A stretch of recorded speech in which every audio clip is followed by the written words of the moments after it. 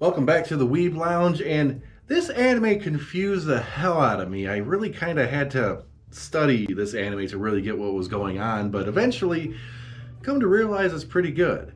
That anime is Rascal Does Not Dream of Bunny Girl Senpai. It's a stupid ass title for an otherwise awesome anime.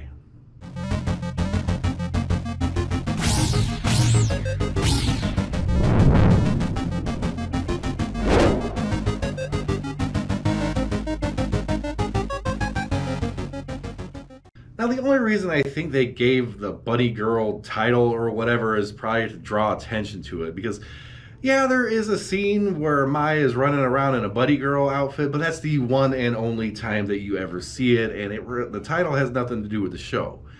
In fact, I think it could like really draw fans away, to be honest, because of the type of show it is. It's actually a really intelligent kind of suspense mystery show, not bunny girls and Eki crap. So yeah, I'll just ignore that part and we'll get on to the characters. Now, Sakata is the main character in this series, and this is all about like that adolescent syndrome, you know, the middle school disease or whatever you want to call it, the Chuni syndrome. And in this anime, they actually take form. In extreme cases, the syndromes can take form and they can result in a multitude of different things happening. It could be, you know, a switch of personalities. It could be amnesia. It could be physical damage. It could be just, it could literally be anything, almost just like magic, the way that these things manifest themselves. But Sakata, he has to deal with his sister. Okay, Sakata, he's a straight up guy. He's really blunt. He's really honest. He makes lewd jokes all the time. I mean, well, not all the time, but he has these quick comebacks that are just kind of like lewd comments. And he doesn't mean any ill will by it or anything, but they can cut a little bit sometimes. It's the kind of character I like. But the thing is, he kind of suffers from like a hero complex. It's like he has to be the guy to help out. It's not part of one of those delusions of grandeur, I guess you could say, but it's not that. He just has a hero complex. That's just him. And he finds himself in all these situations with other girls, harem-ish type. It's not a harem anime, but the girl after girl after girl, you know, it's that kind of thing. And he's always trying to figure out how the heck to cure them of this adolescent syndrome. And he has a lot of experience with this. His younger sister, succumbed to this. Now, his younger sister was the victim of some really, really severe online bullying and even death threats, to the point where she like couldn't take any criticism. She was always looking over her shoulder.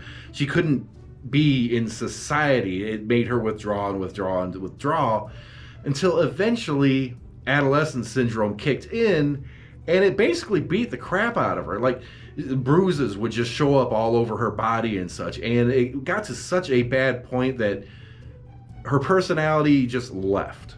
Complete amnesia. Her personality's gone. She has amnesia, and now she's Kaede, a different Kaede. Like the original Kaede is spelled normally with kanji and stuff, and then in this one they'll use hiragana to represent the new Kaede, just to kind of make like this little difference. So she ends up becoming withdrawn. The mother and father don't know what to do with this, and the parents basically pawn her off to the brother, who has his own apartment, going to like school probably in Tokyo or whatever. You know, I mean, it's always the parents buying an apartment for a kid who wants to go to school in Tokyo just because it's closer. That's got to be expensive, and I don't think that's realistic, because apartments in Japan, god damn, they're expensive. Like, this one little room would be like 200,000 yen a month or something ridiculous. I mean, that's like $2,000, but still, that's dumb. Yeah, the prices over there are bad. Get a hotel, don't stay long. Okay. So he has all this experience dealing with Kaede and all the bruises and stuff, so he's in charge of now taking care of her. And this version of Kaede is, you know, really sweet, really cute, but can't tolerate any social interactions. Just putting a toe outside the door of their apartment will make her freak out, and maybe even, you know, cause a bruise or something to show up on her. She is suffering her adolescent syndrome now. And, you know, basically they kind of find out a way to cure it almost by accident. Is Kaede comes up with this list of things she wants to do, these list of goals she wants to achieve and such. Some of them are really small, some of them are really big. I mean, if you can't even get a toe outside the door, you know, getting to school and having a whole day at school or whatever, it's a little bit of a far cry, right? So they have to, that's kind of one of the arcs that goes throughout the entire series, okay? It constantly develops a little bit. That's the big arc. But the other thing is the brother. The brother, he's not innocent in this. He has these 3 massive scars along his chest. It almost looks like a dragon or something. 3 scars just swiped right across his chest. And the injury was so bad, he did have to be hospitalized. He's bleeding out. It was a really horrible injury. And it was the result of someone else's adolescent syndrome. I'll get to it a little later. But first, I guess I'm going to have to introduce the bunny girl. That is Mai Sakurajima.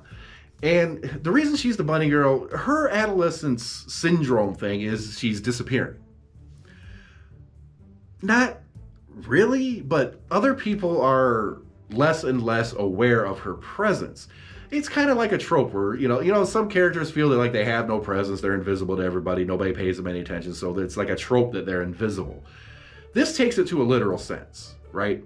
Even though Mai is an incredibly beautiful girl and also an actress. She's in the public eye. She's a famous actress.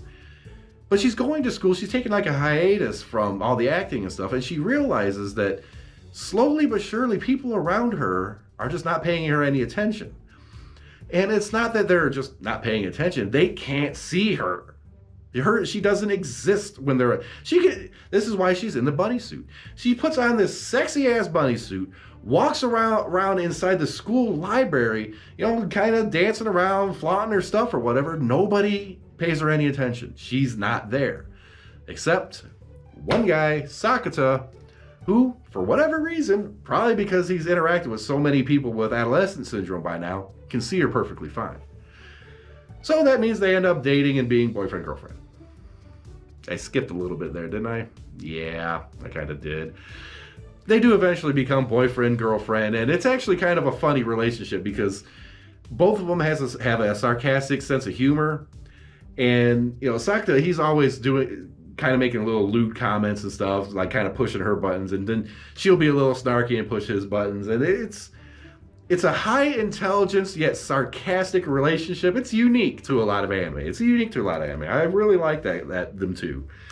But of course, Sakata has to take it upon himself to try to fix Mai of this issue, this adolescent syndrome.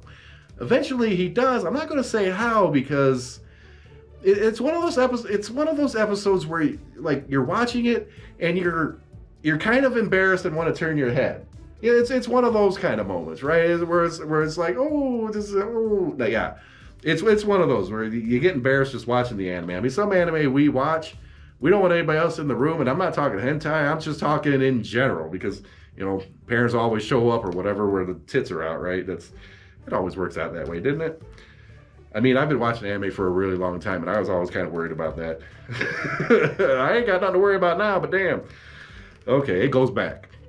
Anyways, Maya is just one of several. Another one is Ryo Futaba. Now, this is almost like the consultant girl. Okay, she's the lone member of the science club or something like that. Super smart, wears glasses, cute as hell, has a crush on one of his friends or something like that, but can't bring herself to say nothing, I guess. She doesn't believe in this adolescent syndrome thing. She's a scientific mind, logical, doesn't believe in any of it. Until it happens to her. And she kind of splits into two, like one being reserved and the other one being really open and pervy, and that's kind of a thing to try to get to the guy kind of thing. I'm not going to try to explain that one because that arc I was kind of a little iffy about to begin with, so I'll let you guys get to that one. But Ryo's actually a pretty cool character.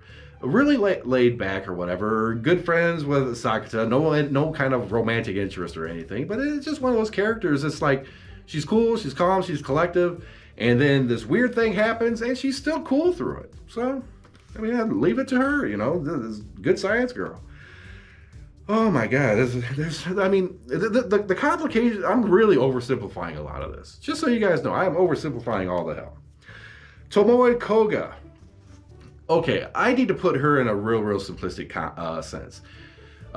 In her past, very socially awkward. In the current high school situation, she is trying to adjust her social persona to be more outgoing, accepting, etc., etc., and that builds up another adolescent syndrome type thing where she kind of wants to get what she wants to get. She ends up causing basically what ends up being a Groundhog Day type scenario. Now, she asked Sakuta, while Sakuta is dating my buddy girl, she asked Sakuta to go out on a date with her. And Mai's actually okay with it because Mai is mature enough to know that he's doing this for her sake to try to get her past this syndrome thing. But of course, it doesn't end like that. Tomoe ends up developing feelings that, pretty much go nowhere. But that's the whole reason for the Groundhog Day type thing. It has this Groundhog Day and it keeps repeating. And of course, Sakuta knows and remembers everything. Okay, he's the only one though. Everybody else is just kind of completely and utterly clueless. They don't know, but Sakuta, of course, he knows. And Tomoe, she doesn't know, or so she says. She's the one doing it on purpose, trying to change the scenario a little bit here, a little bit here, a little bit here, for more of her social acceptance, I guess, and maybe Sakuta's acceptance. So she's actually lying that she doesn't remember. And it's all about Sakuta, confronting her with that, kind of alleviating some fears and these social disorders and stuff. My God, I could get so complicated. I could get philosophical, complicated, all kind of stupid. Okay, we ain't done with the stupid. I got more. Oh, no. Okay. Shoko. This is the weirdest damn one. Okay, Shoko is a girl that Sakuta, like back when Kaede first had her issue, right? The bullying issue and all that. And she was taken to the hospital and everything to be examined and stuff. And this is the day after. Sakuta runs across this girl. And I still, to this day, I've watched it a few times. And I still can't quite get the gist of it. But basically, it explains the 3 scars across his chest, okay? I guess Shoko was basically, a patient or something and needed a heart transplant, right? And through her adolescent syndrome or whatever, was somehow able to take Sakuta's heart. Ripped it out. So Shoko got a heart replacement. She's still alive. But the thing is, it's Sakuta's heart and he's still alive. So what actually ended up happening is Sakuta's heart is in 2 places at the same time, beating for 2 different people. Which, for Shoko, is kind of a bad news thing, because that's the adolescent syndrome that's doing that. And as long as that adolescent syndrome is on, she's okay. If the adolescent syndrome is cured, she's dead. And I still don't understand what really happened to her. I think maybe she just gone or something. I don't know. I'm going to have to watch it again. You guys, if you guys know the deal with that, comment below, because my God, I'm still trying to figure it out. And then going back to Kaede, the sister, well, finally she gets cured of her stuff and her adolescent syndrome. But the problem is the 2 years. This is 2 years that she's dealing with this. Those 2 years of her brother watching over her, taking care of her, all the love and nurturing and everything that's there is now gone. All those memories, 2 years of memories are kaput. They're gone. And she's back to being the sister that she originally was. Has her memories from then, but those 2 years are now gone. And the only way she figures out what the brother actually did for her was reading this daily diary that the other Kaede wrote. And, it's still a loving sister and everything, but the previous sister was a lot more snarky. She was a lot more snarky and wasn't so cutesy, whereas the one suffering was, fun, cool, fun, cute, cool, just happy all the damn time when the brother was around, that kind of thing.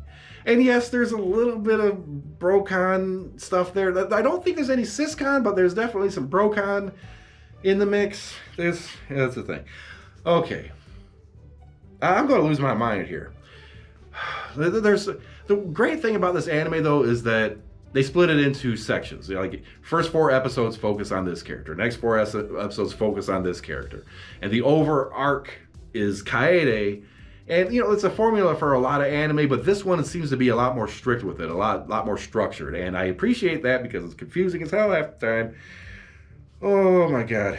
Okay, and there are other characters too, but I can't go into it. I have a headache. I really do. Like, subscribe, share, hit that notification button, whatever platform you're on, be it YouTube, Facebook, or otherwise. I really appreciate it. Growing channel needs to grow. And this anime, my God, if you guys are going to watch it, it is a great anime. I ain't gonna lie. It is an awesome anime. But if you're going to watch it, you better damn well pay attention. You miss one thing, you're going to miss out on 4 or 5 episodes of what the hell just happened. So be forewarned. Good anime, but pay close attention. We'll see you in the next video.